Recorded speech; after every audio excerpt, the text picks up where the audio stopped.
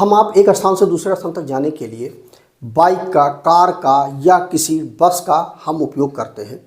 तो बस जो है वो पब्लिक ट्रांसपोर्ट के अंतर्गत आ जाता है, लेकिन हमारी जो पर्सनल गाड़ियां हैं जैसे कि बाइक है, कार है, तो उसमें रोड पर चलने के लिए गवर्नमेंट के अनुसार और आपको खुद भी सुरक्षित रहने के लिए किसी भी प्रकार का आपके ऊपर मेडिकल लोड ना पड़े, आपके ऊपर किसी प्रकार का कोई क्लेम ना आए, इससे बचने के लिए एक इंश्योरेंस आपको कराना जरूरी होता है।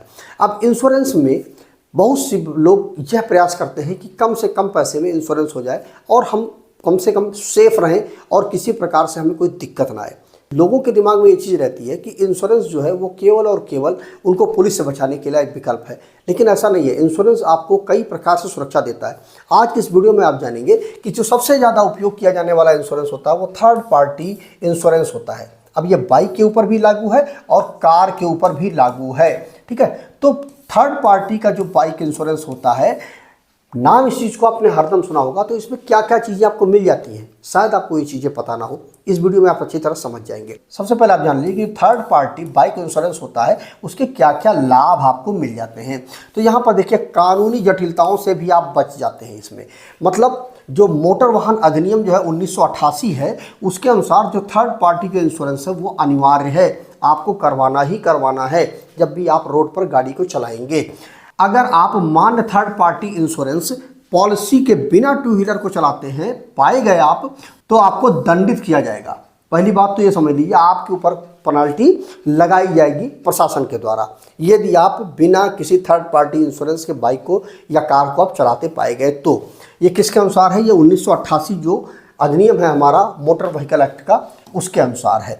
इसके अलावा थर्ड पार्टी जो लायबिलिटी है के लिए जो कवरेज है वो क्या है इसमें? अगर इंश्योर्ड जो बाइक है, मतलब साधन है, बाइक है या कार है, उसमें इंश्योरेंस किया हुआ है, इंश्योरेंस उस पर लागू है के कारण किसी थर्ड पार्टी को चोट लगती है या किसी दुर्भाग्यवश उसकी मृत्यु हो जाती है, तो इस पॉलिसी के तहत फाइनेंशियल क्षतिपूर्ति को कवर किया जाएगा, ठीक है। मतलब यदि सामने वाला व्यक्ति को चोट लग जाती है या किसी कारण से दुर्भाग्य से उसकी मृत्यु हो जाती है, तो यदि आपके पास थर्ड पार्टी जो इंश्योरेंस है वो है, तो वो जो व्यक्ति है जिसके साथ ये घटना हुई है, उस व्यक्ति को मतलब जो इस पॉलिसी के तहत पूरी तरह से कवर किया जाएगा। तो फाइनेंशियली उसकी जो क्षतिपूर्ति है उसको कवर किया जाएगा इस पॉलिसी के अंतर्गत। इसके अलावा किफ़ायती पॉलिसी होती है ये जो थर्ड पार्टी होती है। मतलब थर्ड पार्टी जो बाइक इंश्योरेंस होता है, ये कंप्रहेंसिव जो इंश्योरेंस होता है या स्टैंड लोन जो डैमेज जो हमारा पॉलिसी होती है, मतलब दो प्रकार की पॉलिसी होती है,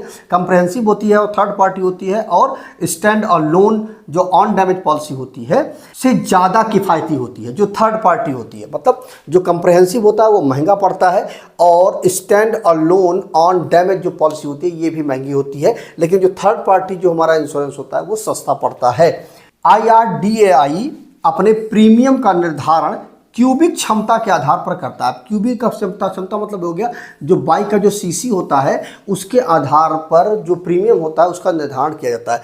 मतलब यदि कम सीसी की बाइक है तो उसका जो किस्त है वो कम आएगा, प्रीमियम कम आएगा।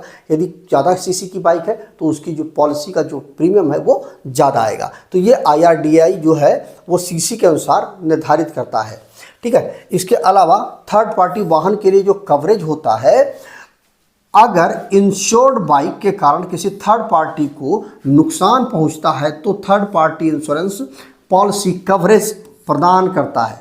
किसी प्रकार से कोई भी नुकसान पहुंचता है सामने वाले आदमी को जिससे आपकी बाइक या कार का टक्कर हुआ है, तो उसमें पूरी तरह से जो थर्ड पार्टी हुआ तो उसको पूरी तरह से पॉलिसी में कवर दिया जाता है। इसके अलावा पेपरलेस प्रक्रिया होती है।